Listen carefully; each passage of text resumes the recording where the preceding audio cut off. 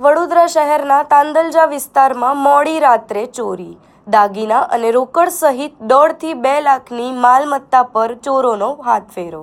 તાંદલજાના સંતોષનગરમાં રહેતા અને ટેમ્પોમાં શાકભાજીની ફેરી મારતા સલીમ રાઠોડના ઘરે ગત મોડી રાત્રે અજાણ્યા ચોરોએ ત્રાટકી દાગીના સહિત રોકડ રકમની ચોરી કરી પલાયન થઈ ગયા હતા। મોડી રાત્રે વરસતા વરસાદનો લાભ લઈ ચોરોએ ઘરમાં પ્રવેશ કરી હાથફેરો કર્યો હોવાનું પ્રાથમિક તપાસમાં સામે આવ્યું છે। ઘર માલિકના જણાવ્યા અનુસાર ચોરો અંદાજે 1.5 થી 2 લાખ રૂપિયાના કિંમતી દાગીના અને રોકડ રકમની ચોરી કરવામાં આવી છે। ચોરીની ઘટના અંગે જાણ થતાં જ પરિવારજનો દોડધામ મચી ગઈ હતી। ચોરીની આ ઘટનાને પગલે સ્થાનિક વેપારીઓ અને રહીશોમાં ભયનો માહોલ ફેલાયો છે।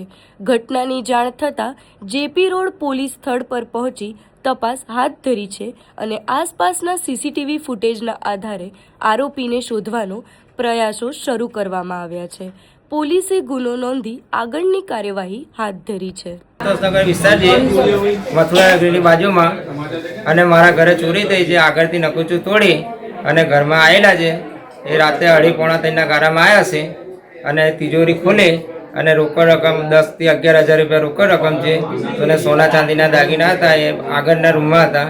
એમાં બી હાથે પેટી તોડી અને સોના ચાંદીના દાગીના ગયા છે અને આશરે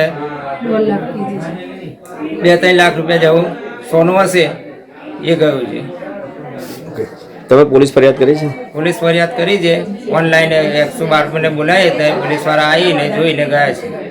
શું કીધું પોલીસે? પોલીસે કીધું છે કે તમે પોલીસ સ્ટેશન આવો અને લિસ્ટ અમને આપી દો કે જે